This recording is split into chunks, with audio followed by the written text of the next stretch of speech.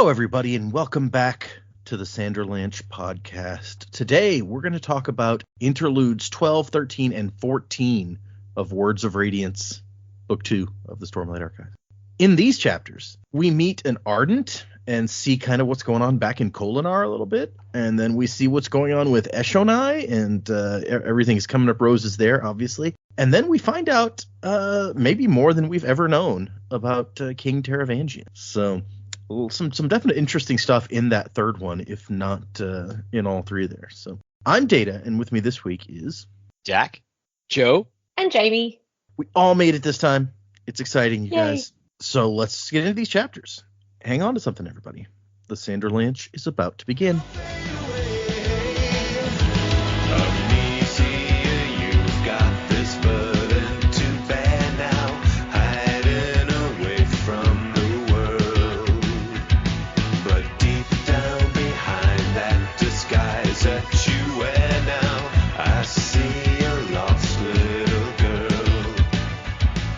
So yeah, exciting to have all four of us back again. Dak was saying last week you guys might have to switch on one week, one on the next, and so then we get everybody at least for 1 week. That's cool. Yeah, we're just going to sort of take it as it comes. You know, we're not outnumbered, but we're definitely both hands-on parenting during our podcast. So we'll see how we go. But fingers crossed, we should be right most of the time. Woo, exciting. She says. Well, yeah, famous last words. But we did 3 chapters this week, guys. What did you think of these 3 interludes? That first one was very confusing, but it was good. I liked it. There's obviously some bad stuff going on in Kholinar. Elhokar's wife sounds kind of crazy, so we didn't really get a perspective that gives us a ton of insight on what's going on there. But it clearly isn't good. I feel bad for that Ardent lady because sounds like things are not going well for her. Also, yeah, and to know that, you know, Elhokar is one thing, right? But to know that, like, his wife surrounds herself with sycophants, maybe it makes sense that Yasna was trying to have her killed at the beginning of the book. You know, maybe there's some reasoning behind that sounds that is sound. The Eshonai section, not long enough, but, you know, take what we can get at this point, right? But bad things are happening. They've definitely kind of guessed or surmised that Dalinar is going to try to take the fight to them, so they are obviously ready for that. So that's not a great situation for really anybody at this point, because the Parshendi, you know, they're kind of in a bad position. Also, the little pieces where Eshonai was talking about, have they been in this form before? That is worrying as well. Because it's like, well, what, when, how, all that stuff. They know more than they're letting on. And then, the Taravangian stuff. Really, really interesting how he is affected by his boon/curse. And the fact that he was so intelligent that he could basically predict the future by knowing all of these factors. Very strange. I don't really understand exactly how that would even work.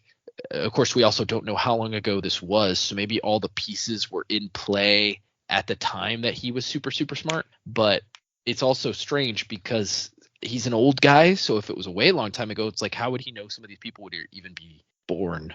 Yeah. So, I don't quite get all that. We get some names that I wasn't familiar with. Maybe maybe they're the first time we're seeing them, maybe not, but there were definitely some names of some possible characters or entities, beings in that section that I'm wanting some more clarification on. And so we talk about that when we get there. But yeah, definitely a lot of really, really interesting stuff. Seth shows up, runs off after kind of a poor explanation of the events. But anyway, I'm just looking forward to getting into the next part. So it's funny, for some reason the first thing that popped in my head when you're like, there were some names that I'm not sure if I'm supposed to recognize or whatever. My first thought was like, Gavilar? It's like, who's this Gavilar guy that he mentions? No, we know. Yeah, it was Molkin, and there was another one. I feel like we shall get there, and you can point them out as we go. Also, I have to say, I was wondering if anyone was going to remember that, because it's been so long since we read the beginning of this book, that Yasna was like planning to have the queen assassinated at the beginning of the book, and then was like, you know what, let's do the less extreme version, and I'm gonna have you be a spy in her retinue, basically. Which what happened to that person? I was really hoping that was coming up here. Yeah. We'll get to that when I talk, but yes, that I remembered. I'm glad you guys are remembering so much of this. It's a big help. It's been so long since we started this book. At this point, this is our 27th week of recording, plus obviously, when weeks that we did not record. So it's been a long road. All right, Star Trek Enterprise watcher. I finished Enterprise. I started Discovery now. So fun interludes. Yeah, seeing Kolinahr going downhill was interesting. So we're really out of the loop on that, because I think this is the first time we've actually been inside Kolinahr since Wit's epilogue. Yeah, was that in Kolinahr? I would say, yeah, that was just like at the gates of Kolinahr. So unless you count the flashback at the beginning of the book, I think you're right. This is the first time. Yeah, and I think Kaladin swooping like in his dreams, swooping over everything and seeing everything, saw a bit of it. But yeah, it's like interesting to finally just see into this place, considering this, this is meant to be the capital. This is meant to be where everything's going down, but all the major players have left, and it's just left to Queen Decadence over here. And the Ardents, who have been only too happy just to allow her to do that. So this is one of those, I feel like the interesting bit happened right at the end. So it's nice to see how he got to it, but like, I need to know more. I need to know everything that's going down in Kolinahr. And as been pointed out, it's like, all right, maybe Jasnah had a point in trying to remove this queen from the picture. But we still don't need more information. The Eshonai one, again, just frankly depressing, always is. Really concerned by Venli. I guess we're supposed to be at this point. But that was also just a really short one. And yeah, the Taravangian stuff. The punishment of his boon blows my mind. Like, some days he's a frothing at the mouth lunatic. Other times he's like the smartest man on the planet. Yeah, trying to wrap my head around that, and how does his memory work when he's on a low intelligence state? Does he remember everything, or I don't know? I have so many questions about how that works. I was really hoping that Seth's confrontation would be angrier. Unfortunately, Taravangian still lives, so we were kind of pulling last time. It's like, oh, maybe Seth will get him, and it didn't happen, sadly. I did think it was interesting, he knows that Jasnah is a full-on Radiant, because he was thrown for a loop when he realizes Seth is not talking about Jasnah, he's talking about someone else. Like, oh, hang on a minute, there's another one? Shit. And he agrees with you guys that he doesn't think Jasnah's dead either. Yeah. So we've got the occasionally smartest man on the planet agreeing with us. I think that gives us some credence. Maybe a good sign, sure. The sometimes smart guy. But yeah, so just a lot to take in there. His red string theory on the wall, the diagram, was that what it's called? The diagram, yeah, sorry, it took me out. Yeah. I was like, wait, what are we talking about? Yes, the diagram. Yeah. Hey, I wonder if we'll ever actually get a good look at this thing. Not that it will ever actually probably make sense to us, because no one can make sense of it until he translates it, but still it'd be nice to see it. Apparently there's pages and pages of it, so it's like its own book practically. Yeah. What's a bigger book? His Death Rattles book, or his interpretation of the diagram? Who knows? Well, and we even get in here an explanation for why they're so dedicated to trying to get these death rattles. So just all sorts of information popping up. Something about that is meant to save the world. I'm like, okay, but so Taravangian is trying to save the world, and I was like, is he just misguided? Is he trying to save it for a specific purpose that we don't know? Is he trying to serve it up to Odium, or is he trying to I don't know. I've got no idea. It was hard enough to probe his motives before we found out he was occasionally the smartest and occasionally the dumbest guy. Yeah. It just, in some ways, it does just make it a lot more complicated, huh? Yeah. But yeah, that's fair. It didn't even occur to me until you mentioned it that we haven't spent any time in Kolinahr really, present day in particular. So it seems like something we should do at some point, especially now that we know shit has kicked off there and things are not going well. Well, I guess if it's just been years upon years under hedonism bot, then yeah, then not good, it's right? like what information can you really get? You got to wait for something to change, which it finally has. So Jambi lost it and will no longer slather her with chocolate. And yep. Yep. Unfortunate. But it also makes you wonder, like, if Yasna had gone ahead and had this woman assassinated, like, who is in charge of Kholinar at this point? Like, was someone like, well, Dalinar, you got to stay behind and be in charge here? That would have been a very different story. Well, I get, part of me wonders, like, would they have left Elhokar behind? Because maybe. Because, like, you want Dalinar as an experienced war leader down where they're waging war. Or maybe Navani is like the king's mom. If he didn't have a wife, maybe she takes that. Oh, hang on, wasn't she there and she only showed up the Shattered Plains during the Way of Kings? Yep. Yeah, she was on the Shattered Plains, and then before the Way of Kings started, she went back to Kholinar to, like, help out the queen, and then she came back and was like, yeah, they won't let me be involved in anything there, basically. So, yep. Concerning. Indeed. We know in this family, we know Yasna and Navani both at least sort of well at this point, and so you're like, man, you could have left one of them in charge. We don't know anything about Aesudan except what we've now heard from the Ardent in this chapter. So it's like, this person may not have been a good choice. No, but, like, the wife of the king, like the queen, probably is like, better judgment doesn't really enter into it.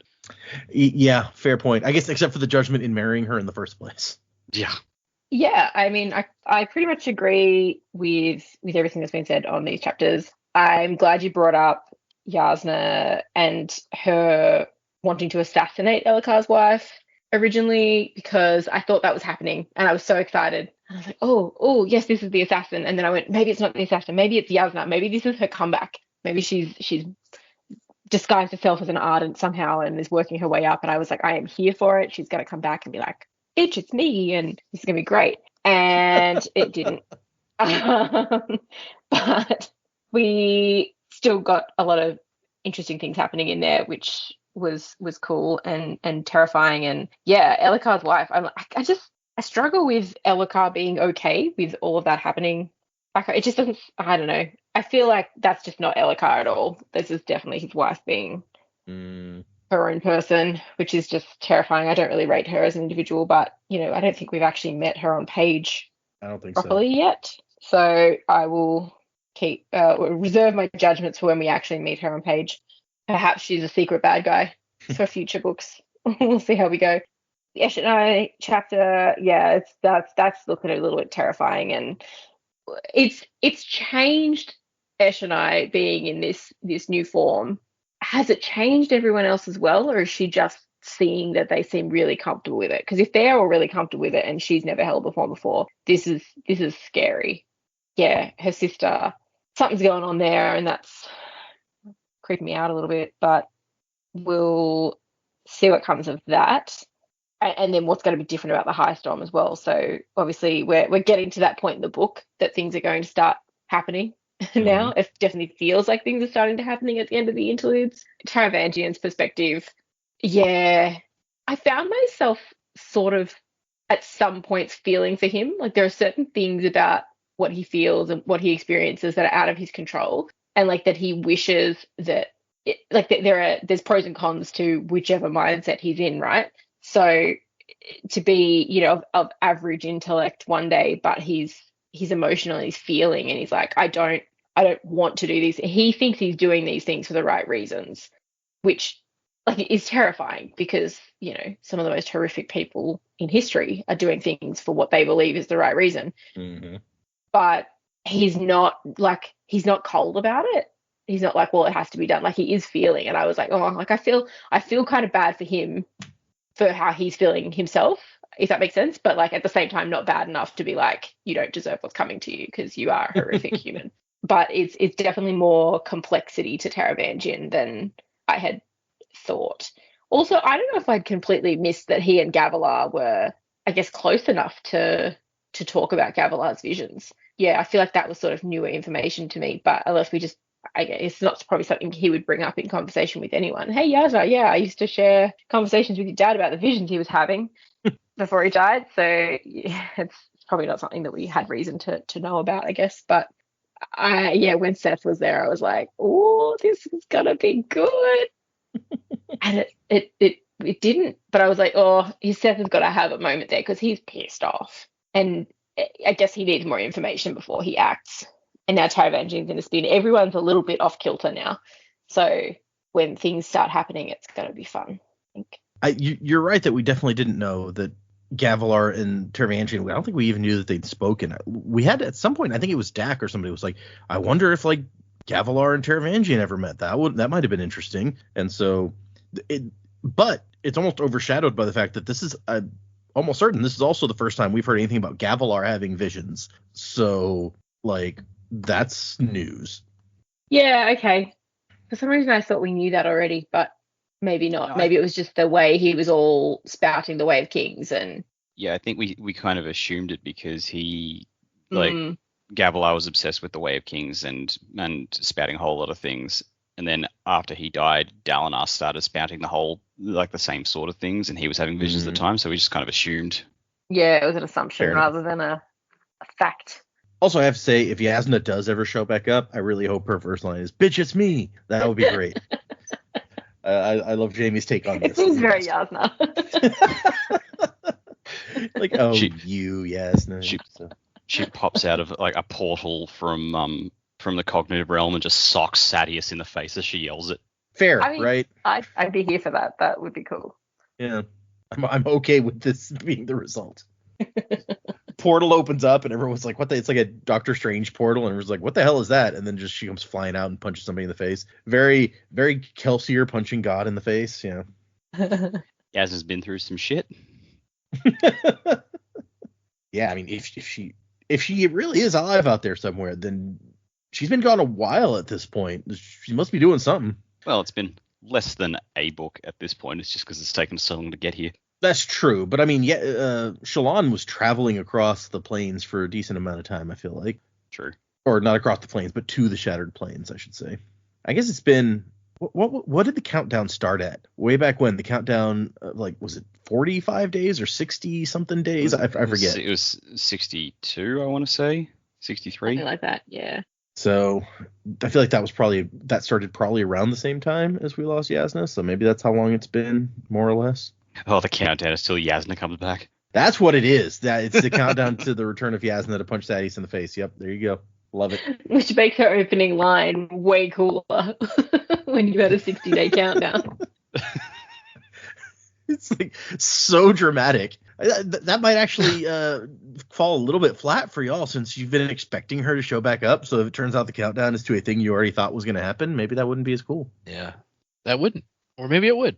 I mean, if she shows up riding a chasm fiend and punches Sadeas in the face coming out of a magic portal, maybe that may still be pretty cool. Okay, let's do these chapters, y'all. We have Interlude 12 is called Lan, after Brother Lan, the perspective character here. And Brother Lan is an Ardent who works for the Queen in Kholinar, and he is introducing a new young female Ardent to her job. And he says, "Congratulations, you found your way to the easiest job in the world." And this girl's looking at him. She had obviously not expected her new mentor to be rotund, slightly drunk, and yawning. I love that he's like already kind of a little bit drunk. It's a good start. It's the weekend. "You are the senior Ardent I've been assigned to?" And he goes, "To whom I've been assigned. You're going to have to learn to speak punctiliously." Yeah, he's got standards, I guess. There you go. Is that a real word? Yeah, punctilious. Let me look it up here. Yeah, now we're going to dictionary this. Punctilious. It means showing great attention to detail or correct behavior. Okay, well, there you go. You get the feeling Brandon has one of those word-a-day calendars. Yeah. Maladroit, punctilious. Yeah, it's all in there. Yeah, he's just a verbose dude. Zoe's terse. I can be terse. Once in flight school, I was laconic. Oh, wash. So she's been assigned to the Queen's own retinue. It's a marvelous privilege. One I understand you have requested with some measure of persistence. And it's interesting. They pass through the Circle of Memories, which is a room that gets a lot of description. 10 lamps, one for each of the ancient kingdoms, an 11th lamp for the Tranquiline Halls, a large ceremonial keyhole to represent the need for Ardents to ignore borders. I don't know how the keyhole means you ignore borders, but whatever. And then they go into more places to get less specific descriptions, but still kind of interesting. Kholinar sounds, or at least this palace sounds very like, I almost said lascivious. That's not the word I'm looking for. Although maybe. Do you have a word-a-day calendar? Yeah, maybe. I should get one of those. Lugubrious? No. Your lavish. lugubriousness? I was looking for the word lavish. Laxative. Oh, wait.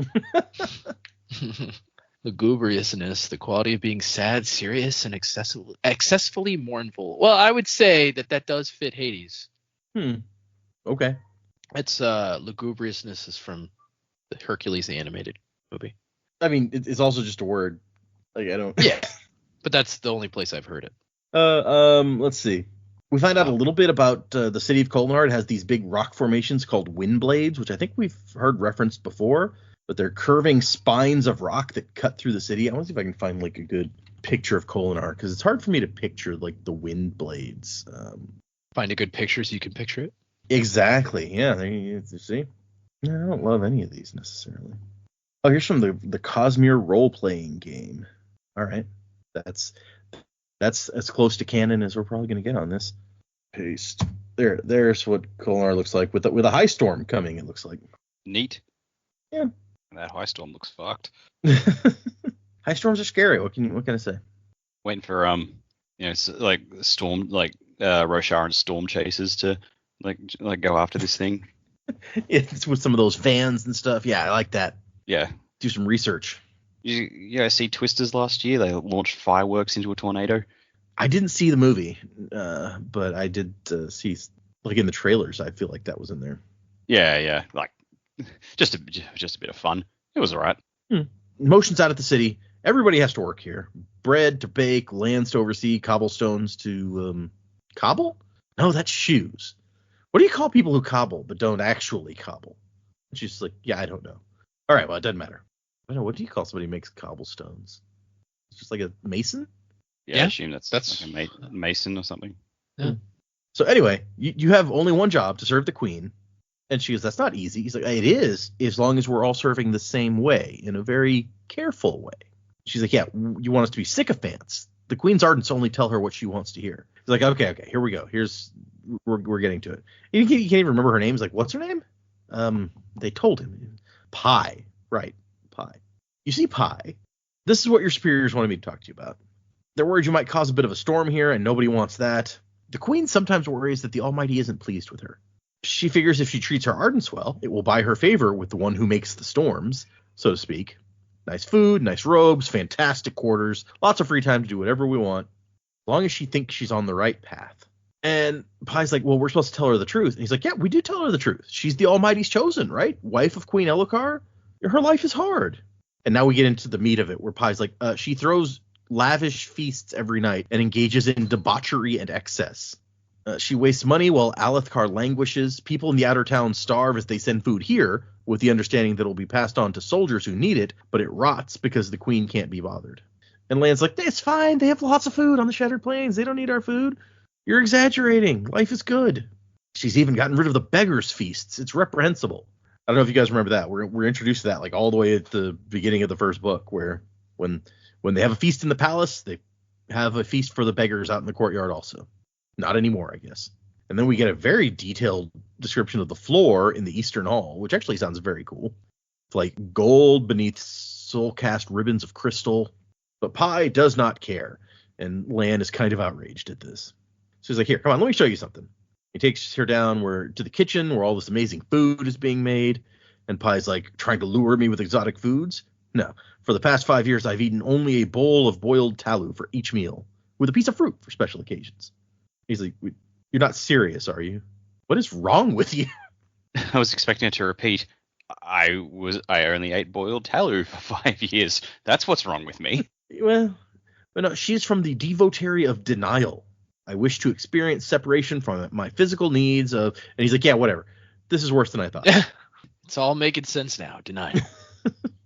And he takes her out the back door, and there's just piles of food, like uneaten food, just rotting.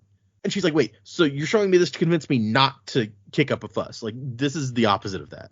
He's like, yeah, well, you see, there used to be an Ardent who distributed all this food to the poor, but she died a few years back, and we don't really care enough to have done it since then. So eventually somebody takes it all away and dumps it out in the square, but by then most of it's rotten. So this could be your task. Don't you want to do it?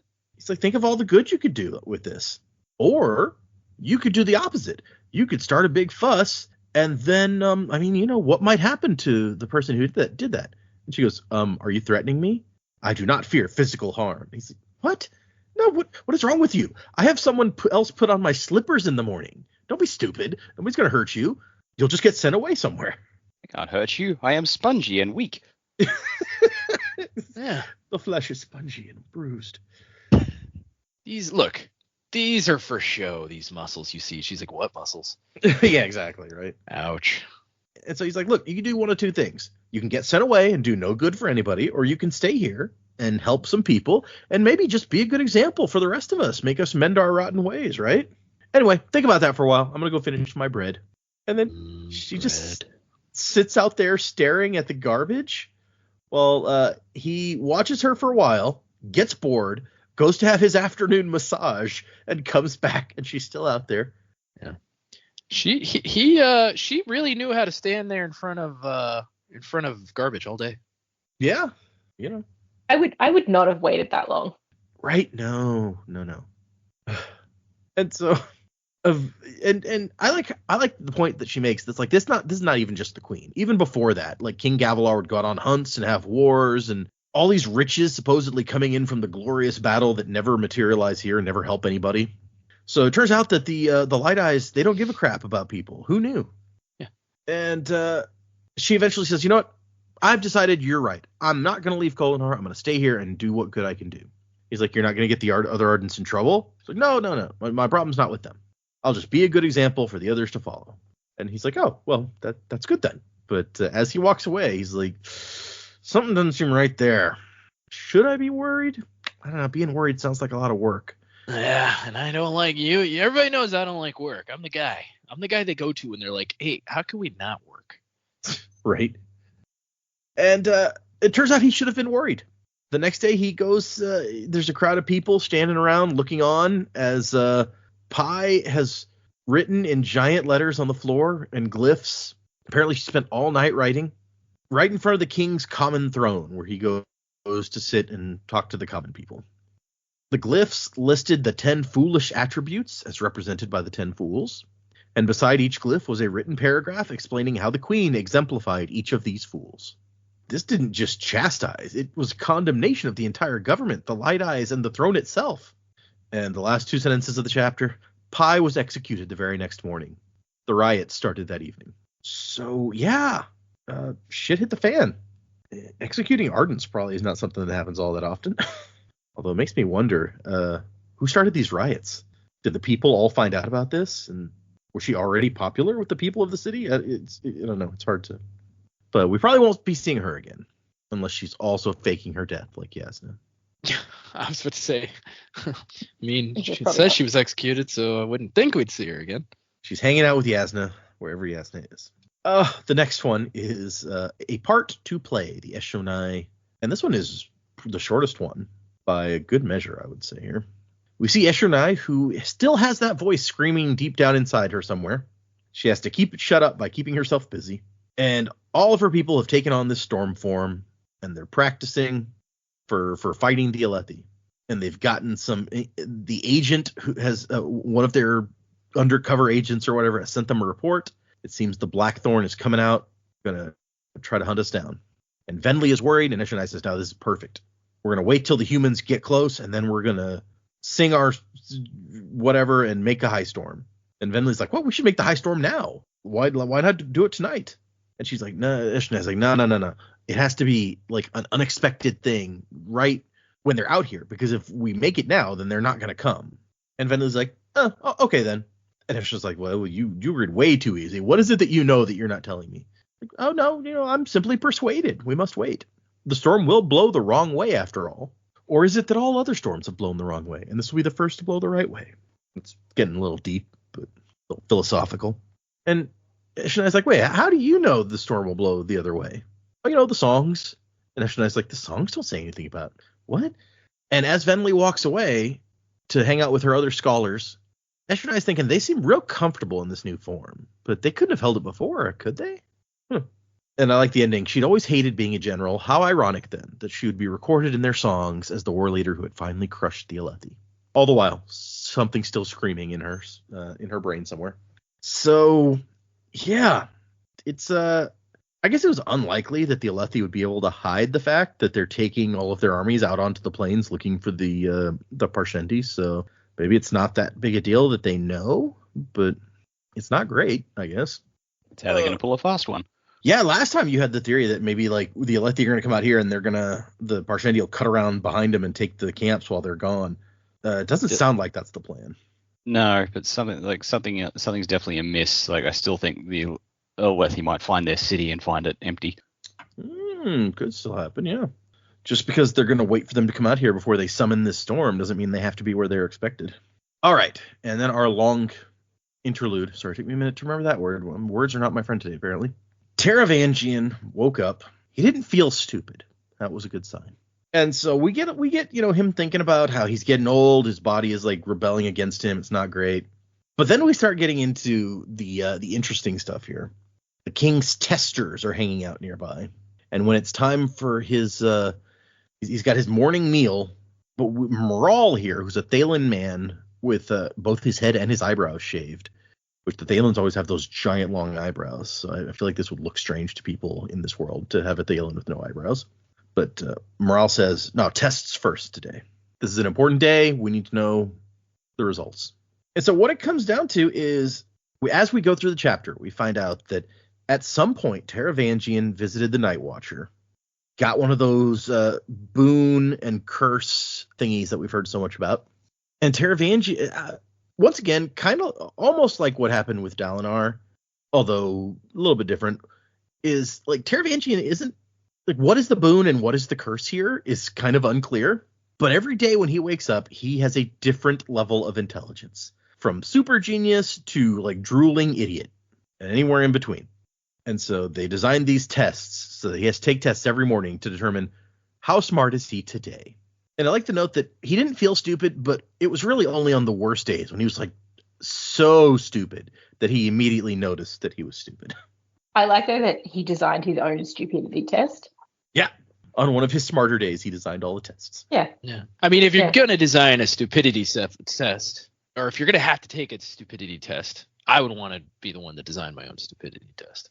Because then I can be as smart as I want. Yeah. I don't know if, yeah. Somebody brought up earlier, like, how does his memory work? Does he remember on dumb days what he had on what he knew on smarter days? Because that seems like it would come into play with these tests, right? Right. And it sounds like he gets like, I think in the text it says like he gets echoes, but he doesn't remember what he did on his smarter days or the things he remembered when being smart. I'm like, that's weird. Yeah. And there's and like the test is also, it's not just what he knows, but how fast he can recite it as well. And it's like, well, if it takes you too long to figure this shit out, then you're still not bright. But like, I have to wonder if he ever tries to game his own system, like he writes the answers on his arm or something. It's like, tomorrow is a too important day for me to be stupid, so I'm going to need to just fudge this. Or when you're super smart, you might be able to fake being stupider than you are. I don't want to deal with this today. I'm going to... Yeah, I'm smart, but I'm not that smart. I don't want to deal with all that. No, but that's the thing, right? It's like, how smart can he be if he doesn't write the answers on his arm? Interesting point. Okay. Well, I mean, smart him doesn't want dumb him to be in charge of stuff, I wouldn't think. So you wouldn't want to give him the answers. Oh my God, he can quiet Jimmy to himself. So once he takes it, we find out that he's average today. He's like, okay, good enough. And Moral says he is fit to serve. He may not offer binding commentary on the capital D diagram, but he may interact outside of supervision. He may change government policy so long as there's a 3-day delay before the changes take effect, and may freely pass judgment in trials. So there's all of these different levels where it's like, if he's too dumb, he cannot interact outside of supervision. And it really makes you like, you want to go back and read the Taravangian chapters in the first book, because it's like, was he having these things happen then? Like, can you spot when he's smarter or dumber? My favorite part of it is what we found out at some point, and I don't remember when it is, but it's like, he can't be in charge when he's too dumb, but he also can't be in charge when he's too smart, because that comes with a whole different set of problems. I like that was at least recognized. Yes, right. And I don't think we know at this point in the chapter where they are, but he's like, how is it out there? And Moral says, it's horrible, just as we wanted. And Taravangian's like, don't take pleasure in suffering, even when it is the work of our hands. And Moral's like, oh, okay, I won't do it anymore. And Taravangian says, can you really change that easily? Just turn off your emotions on a whim? And Moral's like, yeah, of course. So something's weird with this dude, I feel like. And he is a popular candidate for a fan theory. Brandon has said, in answer to a question at one point, that somewhere on Roshar, a person that we have seen, I'm pretty sure he said it was somebody that we've seen, there is a Khandra on Roshar somewhere, and Moral is a popular fan theory about who might secretly be a Khandra, and based largely on this discussion, I think. Yeah. Well, and I think there's some credence behind it, too, because he doesn't have the eyebrows, right? Yeah, he has no hair on his head or the eyebrows, so yeah. And we know that the Khandra, the hair can be tricky. Somebody asked Brandon, is Moral completely hairless? Like all over his body? And Brandon's like, not all over. No. So gross. Okay. Not sure it was necessary to know that. Right? Yeah. I feel like Brandon probably was like, I don't know why you need to know these things, but okay. I got to pull that answer out of my ass. And so he says, let me see the diagram. And so it turns out that he feels reverence from this big leather-bound book that he's got. Maybe? Did he revere anything anymore? God was dead after all, and Vorinism was therefore a sham. But it turns out that the diagram was created by Taravangian during a 20-hour period of lucid insanity, the most brilliant he had ever been. And we find out as we go through the chapter that it's like Joe mentioned, it's like so brilliant that he could predict the future, not perfectly, but like he could see the patterns in things that were happening and elaborate from them into like predictions that are right a weird amount of the time. Oh, and here's where we get the first hint of like he can't change policy on smart days. There was that one day when he thought that he was super smart and figured that he could fix all of the city's problems with a series of very rational edicts, such as requiring people to take an intelligence test of his own devising before being allowed to breed. That was a gag in The Simpsons, I swear. Simpsons did it. It was the episode where the Mensa took over and comic book guy like tried to put in place a procedure where like it's like, you know, people can only breed once every 7 years or something. Yeah, it's like the Vulcans. Yeah, that sounds familiar. Mm-hmm. Yeah. And like he thinks so brilliant on one hand, so stupid on another. Is that your joke, Night Watcher? Is that the lesson I'm supposed to learn?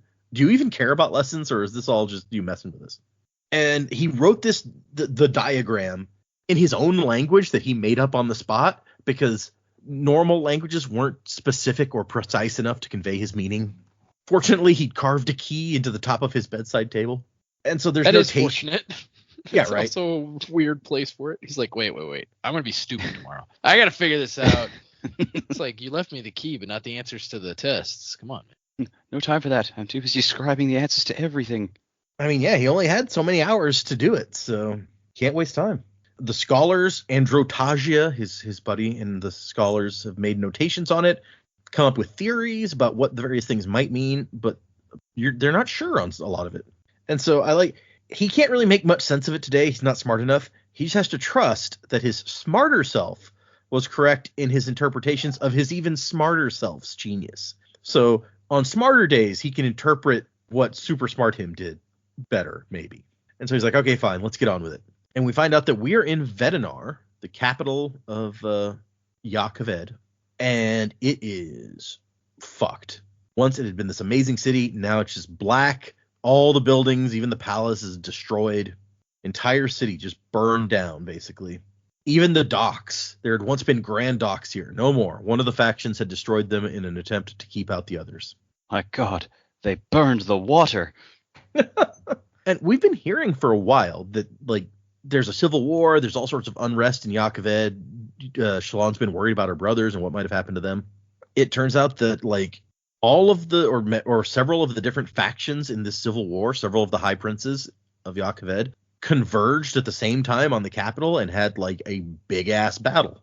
Morale says, do you know that the 80s war between Emul and Tukar has lasted 6 years and hasn't produced nearly this level of desolation? Yakaved ate itself in a matter of months. And Morale says part of it is because like each high prince wanted to seize the capital, so they all came here essentially at the same time, and that contributed. But he says, here it depopulated a kingdom. And Taravangian is like, well, let's hope it didn't do that. We will need this kingdom's people. For what? Maybe they should be worried. It's a whole lot of death rattles to collect. Yeah, it's true. What's today's news from home? Dova reports that the number of death rattles we're finding has dropped even further. She didn't find a single one yesterday and only 2 the day before. And Taravangian goes, Moloch moves then. It is certain now. The creature must have been drawn by something westward. So Moloch and the death rattles are related in some way? Whatever that means or is? Yeah, cool band name. Moloch and the death rattles. Yeah, so this is the guy I was talking about. Moloch. Have we heard that name before? I don't know. Let's see what we can find out. Search these 2 books that we've read here. This is the first time he's mentioned in this book for sure. Let's go back to The Way of Kings. Are we supposed to know this guy? It's a good question. Oh, I spelled it wrong. That might be part of the reason. No, it doesn't look like it's mentioned in The Way of Kings either. So yeah, this is we do not already know this, whoever that is, if that makes you feel better about it.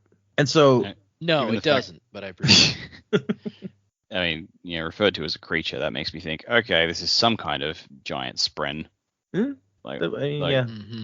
Big and powerful on like Stormfather's level. Yeah, I think it was something that said later in this chapter that made me think, oh, okay, yeah, there's a couple of giant spren type things around. So I'm on the same page as you there, Dak. That's scary. So Taravangian thinks, what now? If we're not getting many of these, do we stop killing people? I mean, that would be great.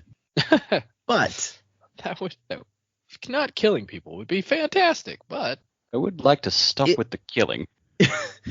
If they could discover even one more glimmer about the future, one fact that could save hundreds of thousands, would it not be worth the lives of the few now? I guess tell her to keep going. This is not good talk. I mean, it says something good for him that he's just like, I feel bad about killing all these people, but I'm going to keep doing it. Yeah. This is what I was saying before. Like, you're like, okay, there is something in there that feels that this isn't right. But it's where you draw that line of, okay, this is necessary. It's like, okay, that's where we diverge in our opinions. You don't feel like killing hundreds of people is necessary? Oh, jeez. No, not for the greater good, Mm. Yeah. And it's telltale that he's like, yeah, every time I'm smarter, like the smarter I am, the less compassion I have. So that's a thing. Yeah, that is interesting. Okay. Maybe get there in a minute. There's a moment where he's thinking about Dova, and it's like, it was weird that we attracted the loyalty of an Ardent of all things. But the diagram and its members knew no boundaries. Dova had discovered their work on her own, and they needed to either induct her or assassinate her. So the diagram is another secret society that we have here on Roshar with a bunch of members. They know no. Oh God, how many secret societies are there, man? Yeah. And at the same time, he's had his friend Androtagia research on how, like, when can he expect another one of those super smart days? He needs it. Gotta have it. And basically, it's like a bell curve when she shows him the study that they've been able to put together. And most of the days he's close to average, little dumb, little smart, just right around the average. And each she calls it each step to the side. You might call it like each standard deviation. She goes, you can think of this as like doubling your intelligence if you take one step to the side. And so basically for like every 10 days you have average, you have 1 day at the next smartest level. And every 10 days at that level, you have 1 day at the level beyond that, and so on and so forth. And he's like, holy crap. Thank you, Brandon. I appreciated the statistical analysis of Taravangian's intelligence. Loved it. As someone who spent a lot of time studying statistics in college, I also really appreciate putting this kind of thought into it. And so he's like, holy crap, it should never have happened. Like, it's so unlikely. And she goes, no, of course it should have happened. It did happen. The chance of it happening is 1 because it already has happened. So like, it's just a weird thing about statistics. And basically, because it's like random, you could have another day like that tomorrow. But if you want to know the likelihood, if you were to live another 2,000 years, you might have 1 more day like that. Even odds, I'd say. And I like Morale's conclusion, so it was luck. And she goes, no, it was simply probability. Yeah, so luck. And Taravangian's like, okay, that's luck. Not the answer I wanted, but and she goes, yeah, when does that ever matter? When has it ever mattered what we want? He goes, never, and it never will. Also, she calls him Vargo. Is that his first name? No, I believe that's a nickname. Vargo is like a nickname that she has for him. Okay. She says that it says that in the chapter that it was like she's the only person who still calls him that nickname. Oh, I missed that bit. My bad. Disregard. Does he have is Taravangian his first name or last name, or does he only have one name? I don't know. Now He's like Bono. It's just one name. I get thrown off because there's a character in A Song of Ice and Fire called Vargo Hote, and he's not a good dude. There doesn't seem to be any indication that he has more name than that. Somebody's like, oh no, Vargo is his first name, but it's pretty explicit here that it's a nickname, so I don't think that's correct. Way to be not correct, whoever that is. Random Redditor. Yeah. And so they're walking through up from the beach, basically, because, as we said, there's no more docks. And it's just like fields of dead people. Although here and there, you've got tents and people wearing the burnt orange crest of Carbronth. He doesn't have a lot of soldiers. The diagram called for his nation to be unthreatening. So I love this is intentional. He according to the diagram, his nation has to be unthreatening for this to work, this plan. The diagram was not perfect, though. They caught errors now and then, or, well, not really errors, missed guesses. He'd been supremely brilliant that day, but he couldn't see the future. So basically, they'd been educated guesses, very educated, and had been right an eerie amount of the time. But the further they went from that day, and the knowledge he had on that day, the more the diagram needed tending and cultivating. That's why he wanted another day. And that's also why they keep up with the death rattles, because that's their best way to supplement what they have in the diagram. Most of the fighting had been outside the city. Once the fire began, the men had just continued fighting outside, even as the capital burned. 7 factions. The diagram had guessed 6. Would that matter? And so everywhere you look, you can spot people wearing that burnt orange, helping the dead and the wounded. Throughout the East, the color had become synonymous with healing. Because you remember, like, most of their money goes to these hospitals that are free. Anybody can come and get healed. And as they begin walking through, like, where his surgeons are treating people and stuff, the survivors, the soldiers who are still alive, they start cheering. And Adrotasha's like, I don't believe it. And Taravangian's like, I mean, the diagram said it would happen. And she's like, yeah, but I thought for sure that was an error. They know that we are the only victors this day, our healers who earn the respect of all sides. You brought them life and hope. And Taravangian's like, I brought them death. He had ordered the execution of their king along with specific high princes the diagram indicated so that he could push the other factions into a war. There's the reasoning. We never really had any idea why Taravangian was using the Oathstone the way that he was and ordering the specific deaths that he was ordering. Now we have an idea. It's pretty sickening that all of these people are like, oh, thank you, you brought your healers and this is amazing and blah, blah, blah. And it's like, you're only in this position because of this guy. Yep. He engineered the entire thing and gets cheered for it. And he stops and talks to people, asks after their health, seeing if there's anything he could do. It was important that he be seen by the people as a compassionate man. The diagram explained this in casual sterility, as if compassion was something one could measure in a cup next to a pint of blood. You must be compassionate. This compassionate. Exactly. This, not more, not less. Yeah. If you're more compassionate, they'll think you're a liar. If you're less compassionate, they'll think you're a tyrant. And here we have Adrotasha says, the thrill? They fought through the night as their capital burned. It must have been in force. Or he says to Adrotasha.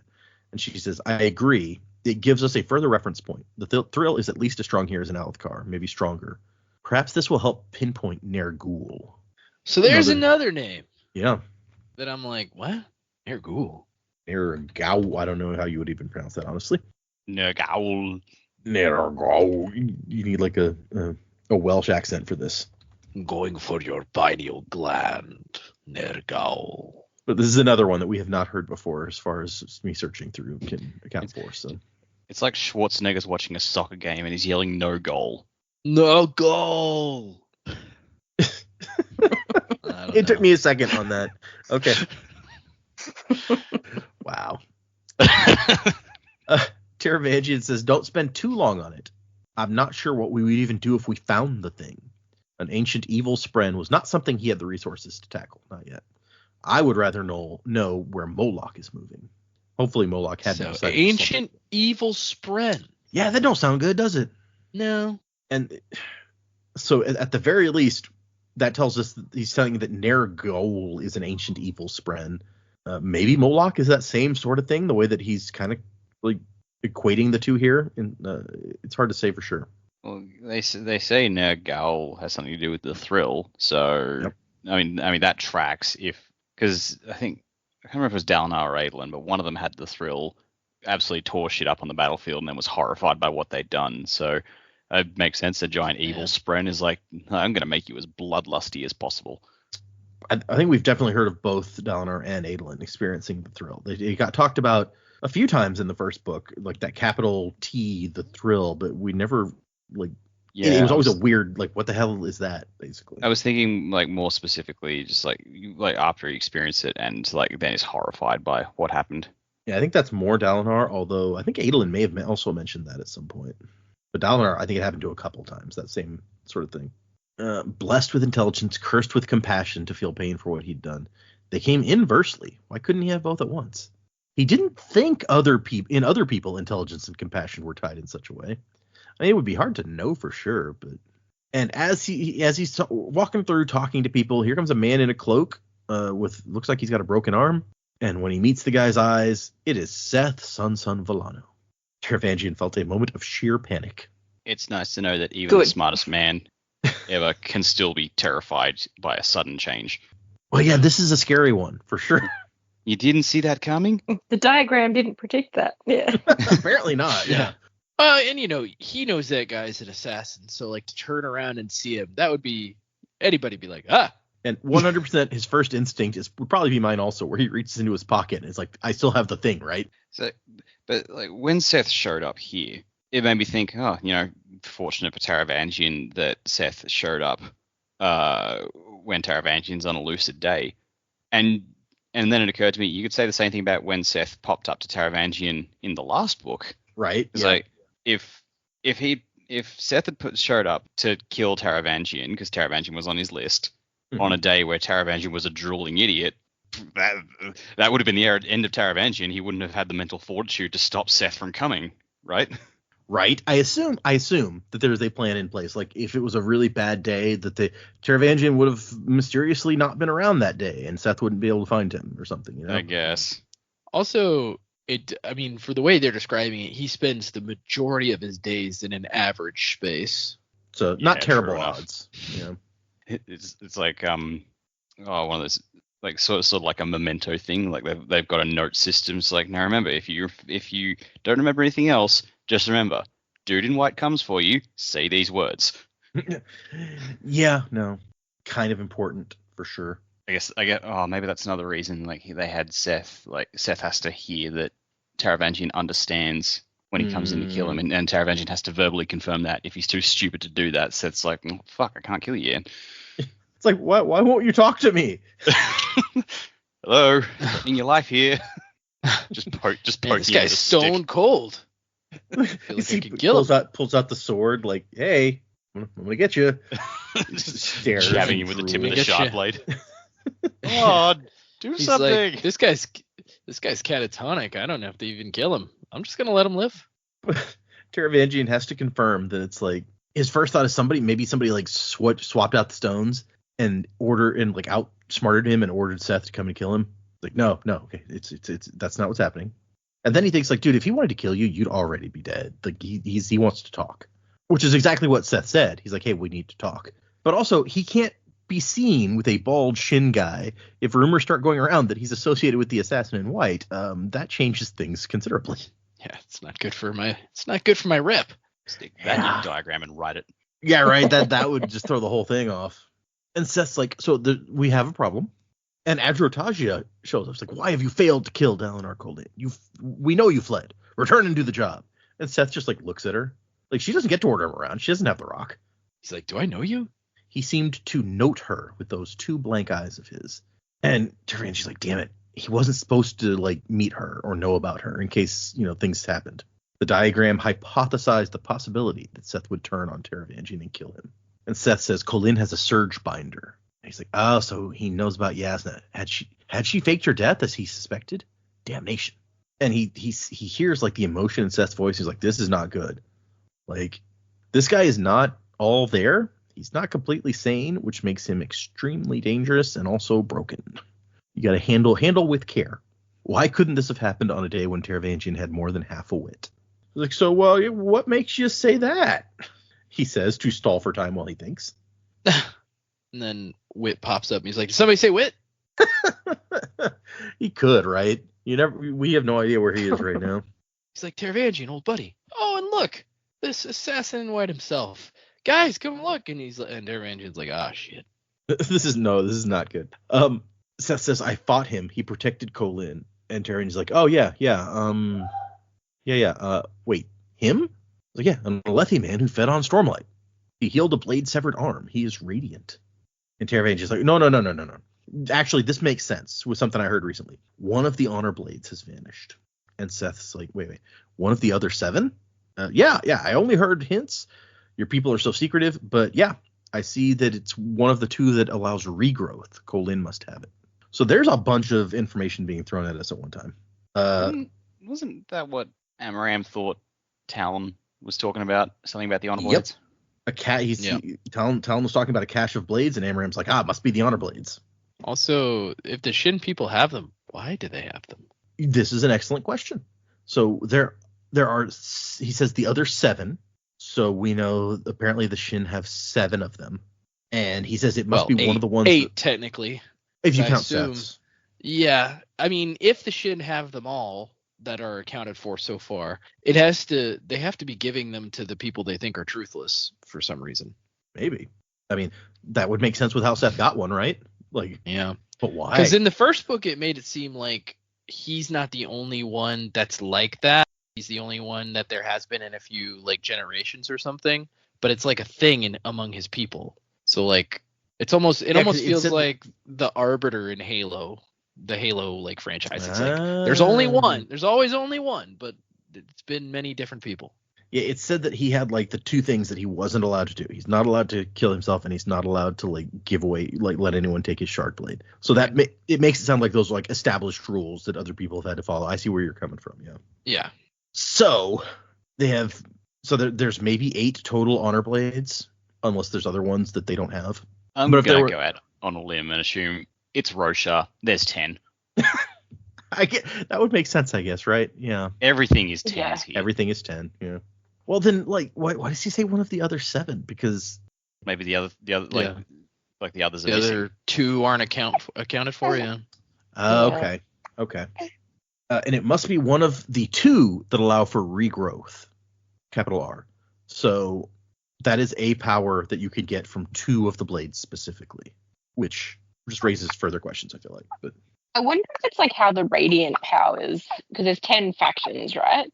Right. And then if you are a Radiant, that you kind of have 2 abilities, and then like you overlap with one other, so your blade lines up with your abilities or something, maybe? Yeah, that wouldn't. Okay, because you're right. We've been told that each group has 2, and you share one of them with one other group of the 10. So you would have 2 people in that group that shared a power. So yeah, that could explain a lot, actually, if that was the case, because we know that Seth seems to have the powers of like a Windrunner. Mm. So yeah, similar anyway. Tethering and lashing for sure. If he gets that from the blade that he has, maybe there's 10 blades and each of them lets you have the powers of one of the groups. That would make sense. That would fit at least. Okay. Good theory, I think. And that's how Taravangian is getting around this problem by saying, oh, yeah, one of the honor blades got taken. That must be what happened to it. And Seth's like, well, but the guy I fought didn't summon a blade. And Taravangian's like, yeah, but he used Stormlight, right? Yeah. Then he must have an honor blade. It's the only explanation, right? Seth's like, yeah, that's the only explanation. You're right. I'll kill him and get it back. Taravangian's like, no. You kill down a Colin. Don't mess with the other guy. Attack when he's not around. And Seth's like, but what, do I have your Oathstone? Is my word to be questioned? It's just like, no, I am truthless. I do as my master requires. I do not ask for explanation. Okay. Yeah. What do I call it, Seth? Sexlexia. Yeah, there you go. It's like, so go. Stay away from that guy. Kill Dalinar. Go. And Seth's like, it will be done, and takes off. Like, you guys were predicting that like Seth may show up and kill Taravangian. I feel like on some level we were like a hair away. Like, this could easily have gone the other way. I'm very disappointed that it didn't. honestly, after finding out what we find out about Taravangian's plan here, I feel like I would be disappointed if we didn't get to see where this was going. I mean, sure, but I want Seth to have a win. That's something that evil people say there, Data. Let's not see where it's really going. Happening. The plot to like kill these people. I mean, come on. And so Androtage's like, oh geez, I thought we were dead. And Taravangian's like, yeah, come on. Who is this Surge Binder that he ran into? And Androtage says, well, Yasna's ward, maybe? Because that's where you maybe forget. He knew Shallan, like, personally. She drew a picture of him. And they'd all been surprised when she showed up on the Shattered Plains, which means maybe they have operatives on the Shattered Plains sending them information. We sort of hypothesized that already, given how much Taravangian seemed to know about what was going on with Dalinar. True. Good point. And Taravangian's like, no, he said a guy was protecting Dalinar. We need the diagram. Bring it out. And so they set up a tent so he can look through this stuff. And I like Moral's out here telling him, he's like, you know, the king, you've heard how like caring and sensitive he is. He's just so overcome by like the tragedy here that he needs a moment to like rest and pray and stuff like that. Taravangian cares while your own Light Eyes sent you to slaughter. Really just milking this opportunity.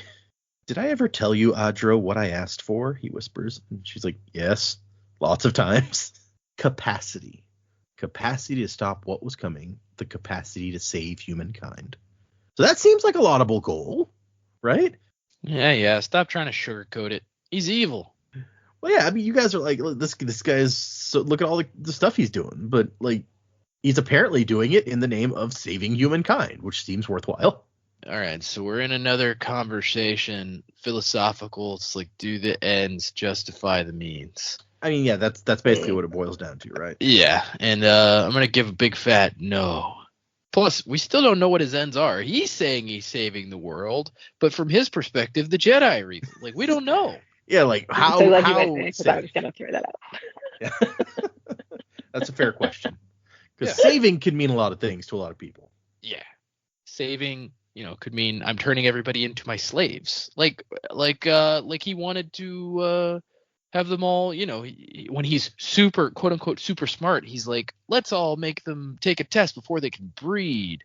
Let's make them all my slaves, like mind slaves. Like, it's not good. I think later in the chapter it mentions like when he was smart one day, he was like, everyone who's dumb should have to commit suicide for the best.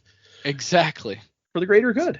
If you're not smart enough, you gotta die. It's just the way it is. I don't know what to tell you. For the greater good. And he's like, it's one of my favorite bits because he's like, he knew that there would be like pushback, but he thought that he could convince him with his eloquent words. Yes, they deserve to die, and I hope they burn in hell. It's fine. They're not smart enough. Fly, my lemmings, fly. And so he goes over the diagram. He's not, once again, he's just average today, so it's hard for him. But he found it on a reproduction of one corner of his room where he had written in tiny script sentences over the top of one another because he'd run out of space. In the clarity of genius, the sentences had looked easy to separate, but it had taken his scholars years to piece together what they said. They will come. You cannot stop their oaths. Look for those who survive when they should not. That pattern will be your clue. And that is enough for him to make a connection. He goes, the Bridgeman. The Bridgeman that Dalinar took from Sadeas. Did you read the account of their survival? And she's like, no, I didn't think that was important. Wake every Alethi sleeper we have. Send every agent in the area. There will be stories told of one of those Bridgemen. Miraculous survival, favored of the winds. One is among them. Oh, yeah. He's favored, all right. Oh, I mean... Not anymore. It is a good connection that he makes. Favored of the winds, he's almost saying Stormblessed. Yeah, and again, like, how even in his genius mind did he know? Like, I don't understand. Well, how he knew that they would come and you can't stop their oaths, that's an interesting question. But I feel like the second half of it, look for those who survive when they should not, that's a pretty logical outgrowth of that. Sure, I guess. And assuming that if somebody shows these kind of supernatural abilities, that people are going to notice and people will start talking about them, that's also, I think, pretty logical. So he's like, we got to find this guy. He might not even know what he's doing yet, but he's bonded a Spren and sworn at least the first ideal. And Adrotage is like, okay, if we find him, then we keep him away from Seth at all costs. Our lives depend on it. Seth is a beast who gnaws at his leg to escape his bonds. If he gets free, And then they have to hurry because the High Prince is dying, and we need to go and take care of this. Yeah. And we get into what's left of the city. Or no, I'm sorry, actually, it's a ring of wagons that flew an optimistic flag, that of the King of Yakaved. They found High Prince Valum, or King Valum now, in bed coughing. So if you'll remember, this is the High Prince over Shalon's land, where her family lives. So her side won, I guess. Yay. And this guy is injured. He's coughing. He's lying in bed, coughing up blood. He's like, Taravangian, you've come for my kingdom, have you? I don't know what you mean, your majesty. Don't play coy. I can't stand it in women or in rivals. I don't know what they'll make of you. I think they'll have you assassinated by the end of the week. Clever ploy, sending that food, those healers. The soldiers love you. And the only one of his kids to survive is a person that we've met before, who has eyes of two different colors, one light, one dark. High Prince Valum's bastard son. Yep, he made quite the statement in Shalon's house that one day. Yep. And he turns back to Taravangian. Turns out you have a legitimate claim on the throne. Through your mother's side, I think. Something about a Vedden princess 3 generations back. And Taravangian's like, oh, I wasn't aware of that. Didn't you hear me about being coy? We both have a role to play in this production, your majesty. I'm merely speaking the lines as they were written. And so Valum at least has spotted the plan, where no one else, as far as we know, has. He's like, in a week or so after you've cared for my people, your scribes will discover your claim on the throne, and you'll reluctantly step in to save the kingdom. And I like Taravangian's like, I see you've read the script. Or had the script read to you, obviously. Men don't read. What Valum doesn't know, he's like, the assassin will come for you. Ironic considering that we just talked to the assassin outside. He has twice now. Yeah. I saw him today. He looked distraught. I should have introduced you. Yeah, you guys would have gone along. It'll be great. Taravangian says he very well might, and thinks to himself, I mean, that's the truth, honestly. And Valum's like, I don't even know why I tried for this storming throne. At least I'll die as a king. And then he gestures to the scribes outside the room. And he goes, I'm making this idiot my heir. Let the other high princes chew on that. And Taravangian's like, oh, well, they're all dead. Wait, what, all of them? Yeah.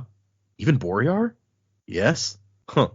Bastard. And at first he thinks that he's talking about the dead guy, but no, that's how he addresses his son. And Valum pulls out a knife, gestures to his son, and he's like, through my heart. And Ren's like, Father, no. Through my storming heart. Do it, boy, or can't you do a single thing that... And apparently that's all it takes, because dude slams the knife down. He's like, all right, I've heard enough. And then we get a death rattle from the king of Yakaved, short-lived as his kingdom was in this case. So the night will reign, for the choice of honor is life. All right, whatever that means. And Taravangian's just pissed that like he can't write it down. He's gonna have to try to memorize that. That would look weird. Sorry, let me just take down his last words. Let me get a pen. Anybody got a pen? Ah, damn. Especially since men don't know how to write, it would look very weird. Yeah. There's a bunch of scribes in the room. Yeah, tell one of them to do it. Good. Yeah, he's like, hey, did anybody using your get ass. that down? Hey, You're all scribes. Can like, you write that down for no. me? Why? Well, you heard him. I'm king now. Write it down. Yeah, no question. Do it. And the son leaves, and Morale's like, geez, that was mean. And Taravangian says, more than you know, actually. He will now be on record, as official record, as a patricide, which if he ever had an interest in the throne, it'll make it more difficult, even more so than his parentage. So it was well thought out, I guess. Although why the now dead king would care that to make sure that his bastard son couldn't take the throne later, I don't know. Because he himself was just It's the principle of the thing. Yeah, it's the principle of the thing. You know, he's like, not bastard's not going to claim my throne that I had for 5 seconds. And then Taravangian's like, can I have a minute with the fallen king to pray for him? And everyone's like, oh, yeah, you're so nice. Really, he just needed a place to sit down and think for a minute. Yeah. I'll do it with He's the like, dead guy, whatever. I'm gonna eat his liver with some fava beans and a nice Chianti.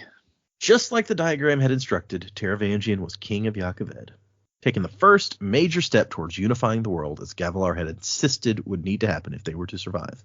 And then it turns out that 6 years ago, Gavilar told him about some visions that he was seeing. It came with the storm. Unite them. I'm doing my best, Gavilar. I am sorry that I need to kill your brother. He wished once again this had been a day of brilliance, then he wouldn't have felt so guilty. And that's the end of that. So it's very interesting that apparently Taravangian is working from the same instructions that Dalinar is working from, just kind of secondhand. And they have some very different approaches to get there. I feel like Taravangian's working on a grander scale. Like Dalinar seems to think unite the High Princes. Yep. Gavilar's like unite the world. I mean Taravangian, the other one. Well, but from what he heard from Gavilar, so yeah. Yeah. But yes, like the two all they have is unite them, and they've both interpreted that very differently. Yep. And honestly, what Taravangian has managed to accomplish is kind of impressive. It's like cold as ice. But that's horrifying, but it's very clever. So, predicaments.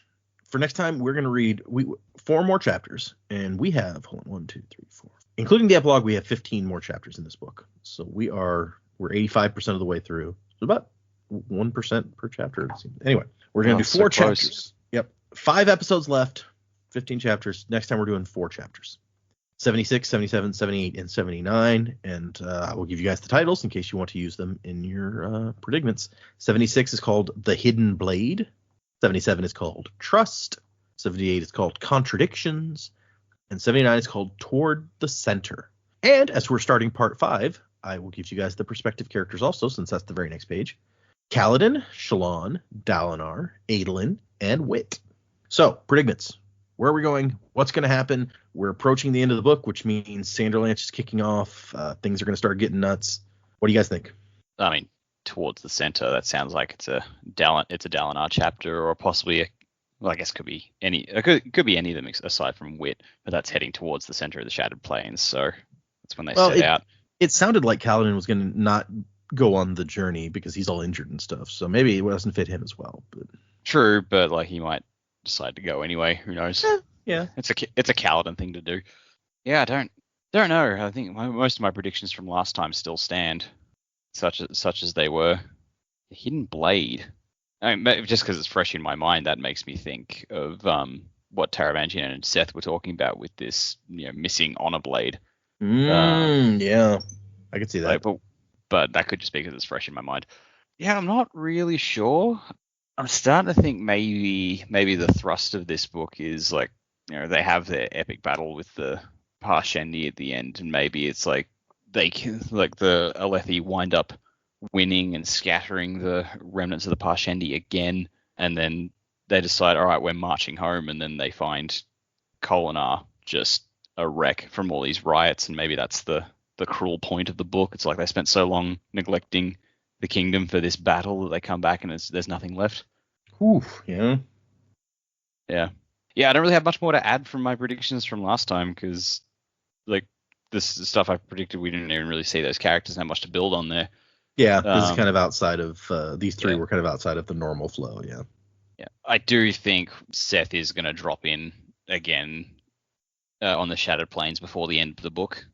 He's like, all right, we'll be done. He's going back. He's going to come for Dalinar, but I think he is going to have another confrontation with Kaladin in some sense. I think I think that'll be like that will be him disobeying his orders, which is huge for Seth. But he's just so driven. He needs to know the truth. So he's back here, and he's like, he is going to find Kaladin and try and get to the bottom of it. I mean, if he found Kaladin now, it wouldn't really answer him any questions. No, but Seth doesn't know that. Yeah, 100%. You're right. That would be bad for Kaladin with no powers, and here comes the assassin. Yeah. But yes, I get the feeling if Seth confronted Kaladin now, he wouldn't necessarily go for a killing blow to start with, because he does want the answers. So he would hold Kaladin instead and try and get answers out of him. That would make sense. Yeah. Beat him up a little bit. Tell me. Swear to me. Yeah. Oh, wouldn't it be nice if, like, Moash is there to kill Elhokar, Kaladin's defending Elhokar, like, Moash has a shard blade, and he's about to kill Kaladin so he can go through, and then Seth kills Moash. That would make my day. You're like, I love Seth, I don't like Moash. Yeah, this will be great. Yep. Okay. I like this. This is fun. Also, it's an interesting idea, but now that we've seen how things have gone in Kholinar, it would really suck if they came out here, they won, finally, and then they get home and there's nothing left. Yeah. that would be unfortunate. That's just the price they pay for their years of doing shit all. It's true. Yeah. All right, fair enough. Man, part 5. What could happen? There's so many things that are on the horizon for us. So, yeah, into the center, I think that's I agree with that. That's got to be them heading out, right? And so I don't think that chapter will have a confrontation between them and the Parshendi. I think that's going to be later on. Hidden Blade, yeah, I don't know. Yeah, I really couldn't even guess what the meaning is behind that. We've just been told in the interlude that there was, Taravangian said that there's a blade missing, but I feel like that was fake, a ploy. But maybe not. Maybe it's real information, but just not, told to him incorrectly. But we know that Kaladin doesn't have a shard blade. Yep. So yeah, that's I'm not sure on that. Yeah, the thing about a shard blade, right, is that you don't have to summon it, so it would be impossible, I guess, to know for sure that someone didn't have one, except that we found out that they make your eyes light. So yeah, as evidenced by Shallan, I guess, right? So like Shallan has had one. Now she's already a light eyes, but Shallan's had one all this time. Yeah, and Seth should be able to put that together, right? Like if he had an honor blade, if the honor blades work the same way. Although Seth's they eyes might not, light, yeah. Because Seth's eyes they just say his eyes are blank. They don't say they're necessarily light. Yeah, we've talked about this before. I think that we don't know when he's like got Stormlight and is using his powers. I think it said they glow, but beyond that, I don't think we know like much about what they look like. Right. Yeah. So that's another thing. It's just like, what do we? Yeah. I don't know. Other than that, what's that last chapter title? Was Into the Center the last one? I thought that was the first one. Oh no, the first one was the Hidden Blade. Oh, the Hidden Blade. Okay. And then Trust, Contradictions, and Toward the Center. Oh, okay. Towards the center. Trust, Contradictions. Okay. Trust, Contradictions. The Hidden Blade. So that's the first one. Okay. This throws me way off. Trust, Contradictions. I mean, Trust, that's got to be like a Dalinar, Kaladin, everybody else thing, right? Kaladin learning to trust them. They trust Kaladin. What does that trust mean? Moash trust.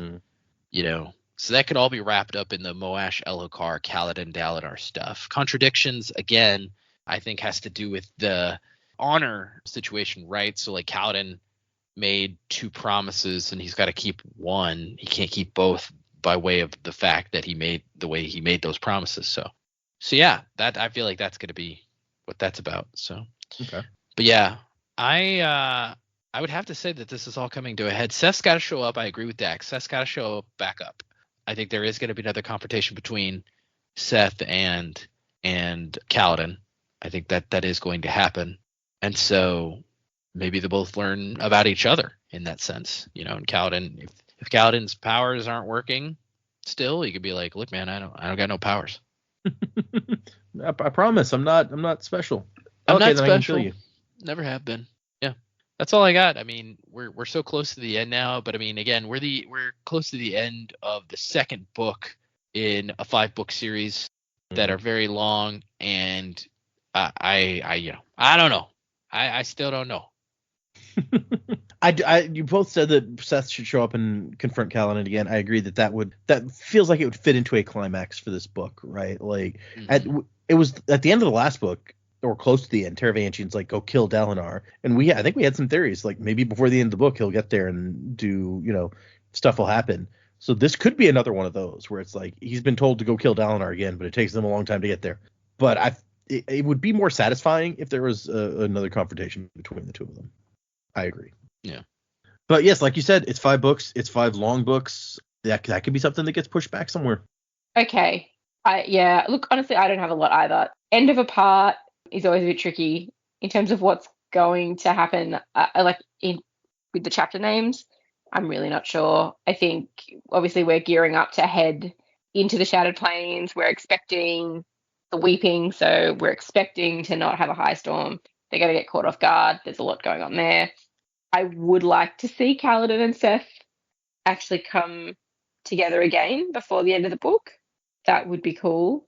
I would really like to see Kaladin's abilities return. I don't want to believe it's as simple as, no, you done goofed up, Syl's dead now, move on. I would like for that to be able to come back for him maybe it's a test. Like he could give up, or he could do something to restore the honor and be able to bring her back. That would be nice. Whether that would happen in this book or not, I don't know. But I will be very sad if we don't see Phil again. I don't know that we'll find out about it in this book, but there was a comment made in a chapter, and it was possibly in last week's set of chapters. No, it was this week's chapters. Taravangian was talking about Shallan and that she maybe had abilities from her or learned from her brother, which I thought was an interesting comment. I hope we find out more about that. Like, I don't think that's going to be this book, but which brother, and did they absolutely have some abilities? Like we've talked about, was it Halaran being killed on the battlefield and he had a shard blade? So did he have some abilities inherited like from the blade? Did he have one of these honor blades, or did he have abilities and also a shard blade? Like there's a lot to learn about this guy.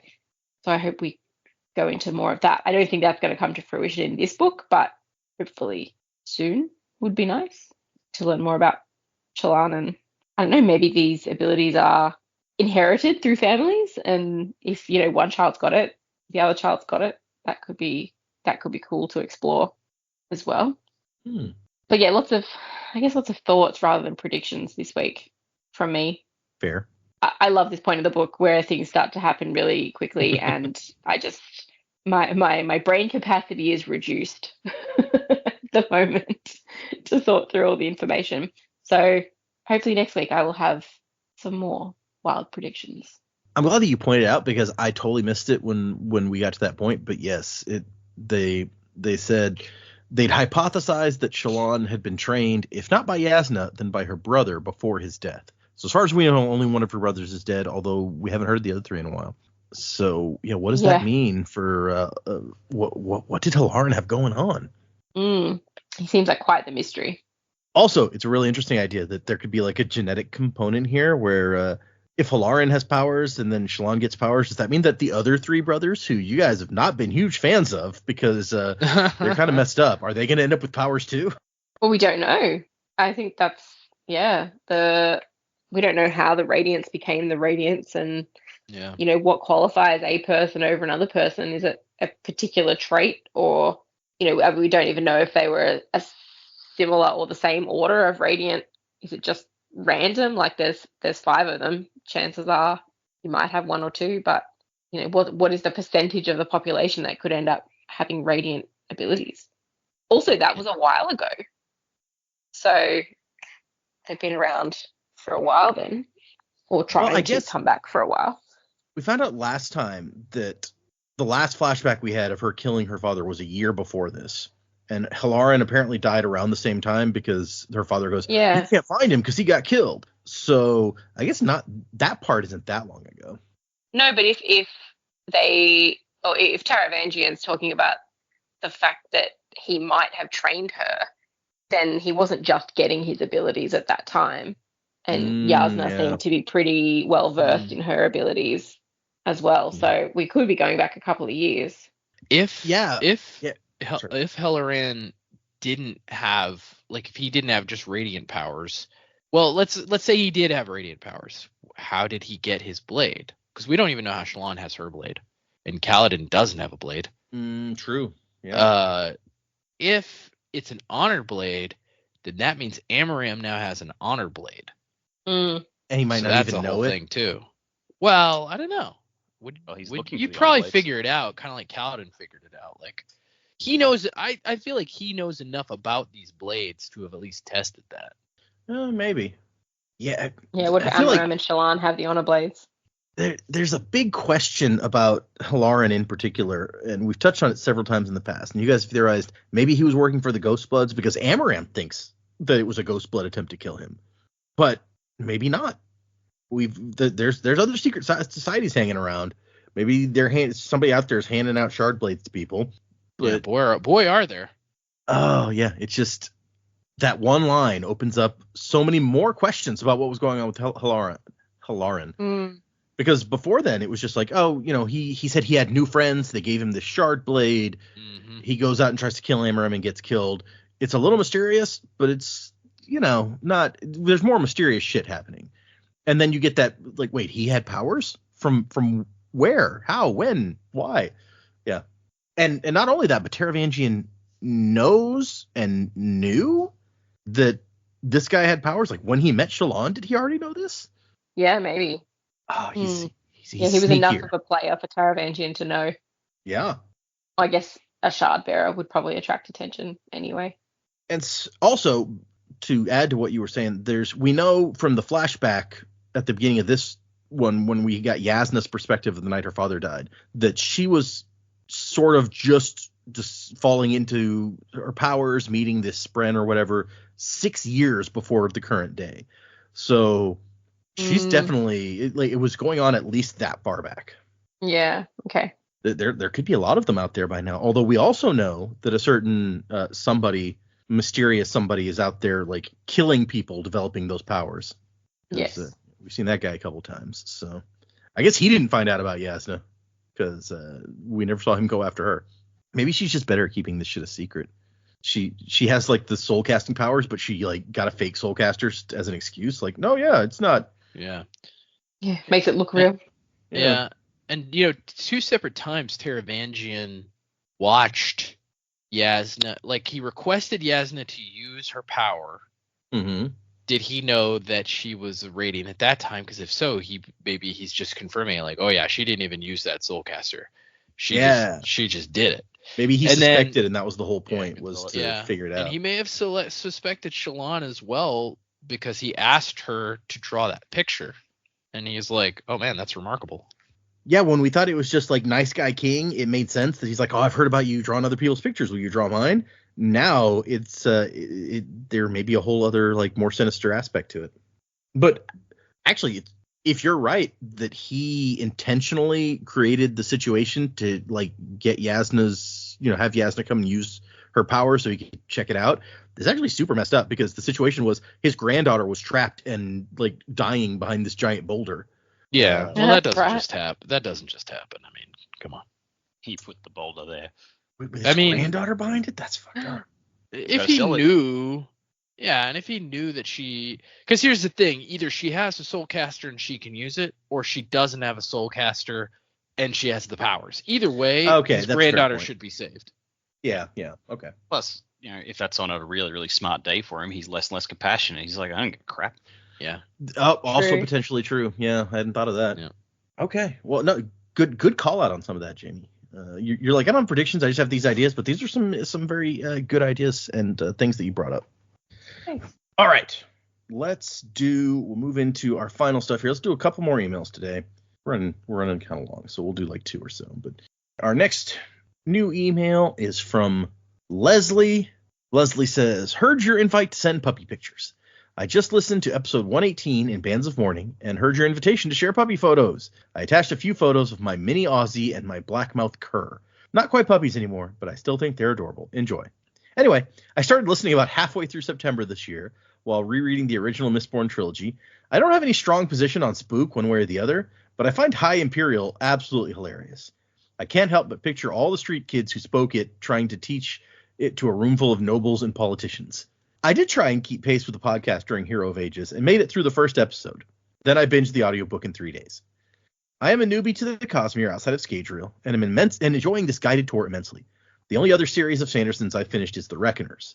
I hope this series is on the schedule so we can all hear wild theories, buzzing to the time of next. Colo. Yeah, I mean, I do have eventually that we would get to The Reckoners, but since it's not Cosmere, that is, like, way out there. But I will share with you guys the pictures of puppies that she sent.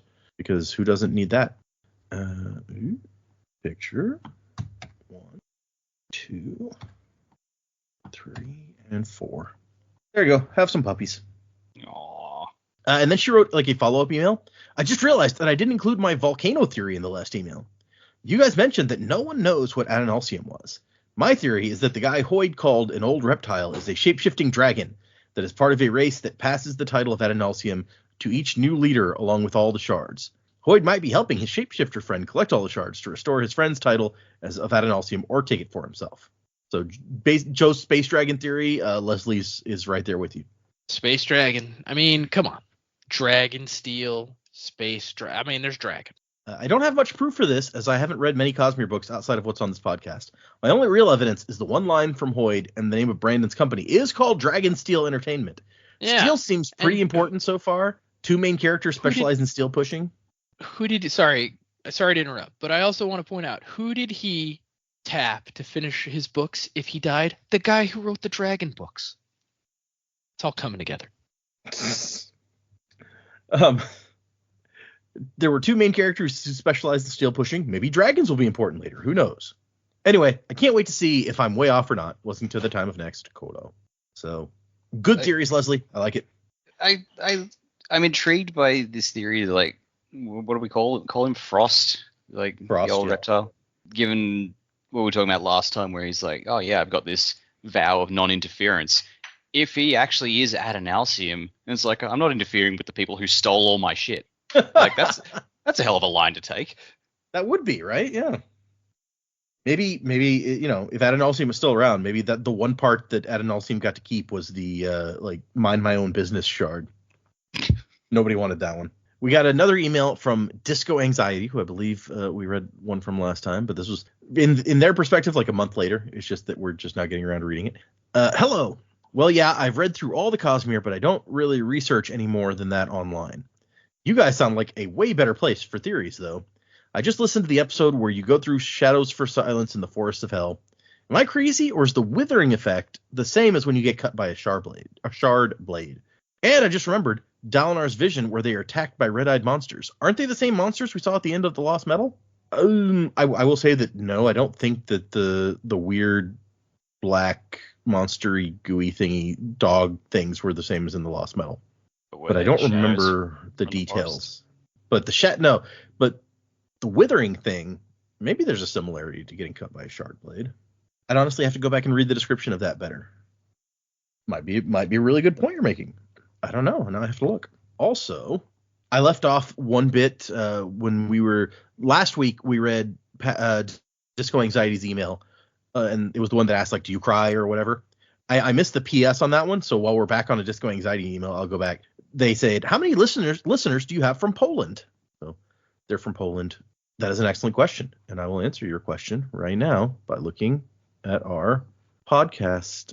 This is going to be thrown off though because we haven't had a new episode go up in like a month at this point. But the episode we recorded last week will go up a couple days from now in our time. But we haven't had a new one go up for a while, so the statistics may be a little bit off. In the last 3 months, it says Poland's like 13th place or something in our list of top countries. 0.77% of our total viewers, or our total downloads rather, 301 downloads in the past 3 months came from Poland, according to Podbean. So neat. Yeah, that's pretty cool. What do we got? United States was the top, no shocker there. Germany number 2, Canada, UK, then Australia, then India, and then the Netherlands. So that's interesting. Never would have picked Germany number 2. There you go. Yeah, right. And like I said, this is the last 3 months, but for one of those months we haven't had any new episodes, so that might skew things. I had to bring up Australia specifically to look at the breakdown. We've had Australian Capital Territory. We got 16 in that 3-month period. New South Wales is the big one. Is that you, Dak? It's all of them. Just been listening to the podcast over and over, huh? I know you normally like pop it on, like in the car or something like that. Like occasionally. Yeah, sometimes I'll pop it on when I'm working from home and I need some noise in the background. Our podcast ain't bad. Plus sometimes it's fun because you pick up things that you missed, or you're like, oh, that was an idea we thought of, and I've forgotten. Yeah, it has happened occasionally. It's like I'll hear something in whatever episode I'm listening to, and then I'll remember that for like when we're recording. I'm like, hang on a minute, that was this. So it does help. I guess that's true. Maybe I should listen to our podcast. I don't. There's been a couple times when I'm in the car and I'm like, I start thinking about something and I'm like, when did we say that? I'll put on an episode and like listen back to, is this where we said this one particular thing? And then one time I was picking up the kids from school and one of the kids got in the car and they hear and they're like, seriously, you're listening to yourself? I'm like, well, no. It's a whole thing. The only Australian territory still no downloads from is Northern Territory. We need one person out there to start listening to the show. just to even things out. So if you're in the Northern Territory and you're somehow hearing this because you don't download the podcast, download the podcast. Oh, man. Our top state in the U.S. for this 3 months, Texas. And then sense. California, and then New York, like the most populated 3 states, I think. So that kind of makes logical sense. And, people know it. Some people know us here in our own home state. It's true. All right, that's enough statistics. Thank you, Disco Anxiety, for providing me the opportunity to go back into those. That's always fun. So if you'd like to send us an email, the address is thesanderlanch@gmail.com. Find us on Blue Sky and Instagram and Facebook and Patreon, where my reactions to reading Wind and Truth for the first time are still going up. I need to edit some more of those, actually, now that I'm thinking about it. But there's one coming up on Tuesday, at least, that I've already got uploaded. So I know there will be something going out this week. But check that out if you're interested in that sort of thing. And if you join our Patreon, Joe will give you a faring power. Since, he has the magical powers to just hand those out to people. 100% guaranteed to really work. This is not a guarantee. It's in my contract. For the show. So thank you, everybody. Patrons, you're awesome. We love you. Thank you, emailers. Thank you, everybody out there who's just downloading or listening to these episodes every week. We're back now, recording episodes again. So hopefully people are happy about this. Yeah. We appreciate you all. You're awesome. Remember, if you're following along, we're doing 4 chapters for next time. The last time this book, we're going to do that many chapters in a go. Music by Miracle of Sound. And Wuzzing to the Time of Next. Colo, P.S. Fasher. Crabs ahoy! You forgot your name. Don't let your spirit fade away. Amnesia, you've been through such pain. You're growing stronger every day. Amnesia.